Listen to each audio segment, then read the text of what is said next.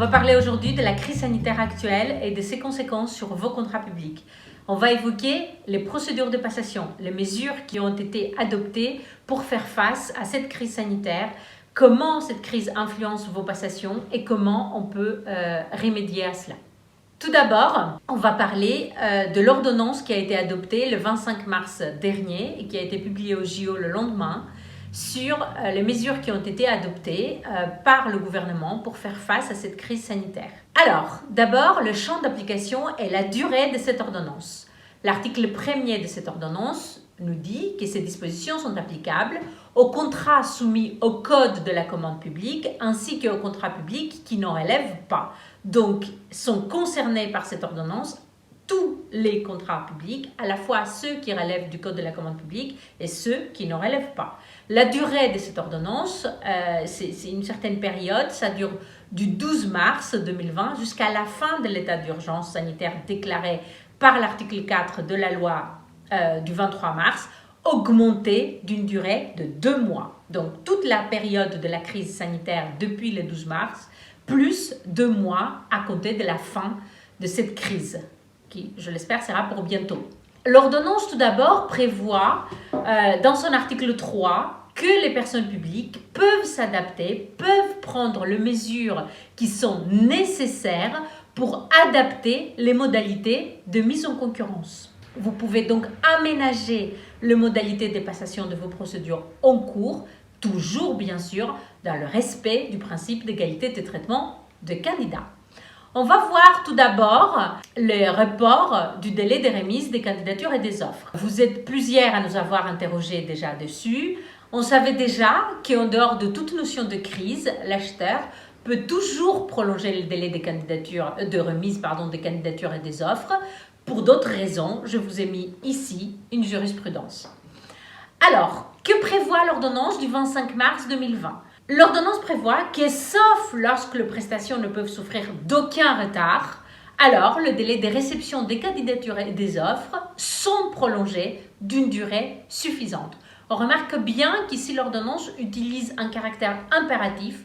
Elle invite donc tous les acheteurs à prolonger les délais de remise des candidatures et des offres. Notre recommandation, ce serait donc pour vous tous, et sauf cas très exceptionnel, qu'il faut prolonger les délais de remise des plis pour laisser davantage de temps aux candidats. Alors, quelles sont les conditions à respecter pour prolonger ces délais ? Il faut publier un avis rectificatif, informer tous les opérateurs économiques qui ont déjà téléchargé un dossier de consultation des entreprises. Il faut modifier les documents de votre consultation. Faites attention à prolonger tous les délais qui sont concernés, pas seulement les délais de remise des offres et des candidatures, mais aussi tous les délais conséquents. Donc, par exemple, la date de début d'exécution de prestations, etc. Si un opérateur a déjà déposé une offre, qu'est-ce qui se passe ? Eh bien, ce n'est pas très grave puisque cet opérateur pourra déposer une nouvelle offre si cela lui semble possible et souhaitable. Et dans ces cas-là, c'est toujours la dernière offre déposée que le pouvoir adjudicateur examinera. Et qu'est-ce qu'on fait quand il y a des visites qui sont prévues déjà dans vos documents de consultation ? Parce qu'il y a pas mal de procédures qui sont concernées par des visites. Certains règlements de la consultation prévoient des visites facultatives ou alors des visites obligatoires. Comment faire des visites en temps de confinement ? C'est absolument impossible. Comme l'ordonnance vous donne la possibilité de modifier les modalités des mises en concurrence qui ne peuvent pas être respectées actuellement à cause des mesures prises pour le confinement et l'urgence sanitaire, alors il va falloir adapter ces modalités. Donc du coup, en cas de visite groupée qui est prévue, vous pouvez modifier la date. En cas de visite individuelle, il faudrait recaler toutes les dates avec les candidats concernés.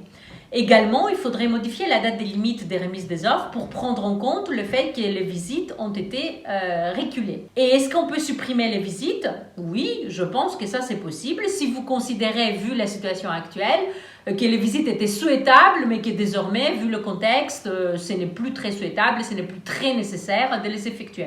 Je pense que c'est une modification qui est possible. Il n'en demeure pas moins qu'il faut informer tous les candidats et il faut faire très attention à respecter les principes d'égalité de traitement des candidats. Dans certaines de vos procédures, vous êtes déjà dans le processus après le dépôt des offres et des candidatures. Qu'est-ce qu'on fait alors dans ce cas-là? Eh bien, tout simplement, si vous avez besoin de plus de temps pour faire le jugement des offres, pour établir les rapports, etc., alors il faut demander aux candidats, si vous le jugez nécessaire, de vous autoriser de prolonger les délais de validité de leurs offres. Alors, vous faites une demande express à tous les candidats, vous leur demandez d'accepter le report de la validité de leurs offres. Il faut que tous les opérateurs économiques donnent leur accord. Et qu'est-ce qui se passe en cas de silence d'un d'eux? Eh bien, ce n'est pas très grave. Le juge a considéré qu'en cas de silence, il n'y a aucun souci. Vaut accord de celui qui a gardé le silence. Le candidat, par contre, qui a refusé de donner son accord, ne peut pas être exclu, sauf si le document de consultation le prévoit expressément.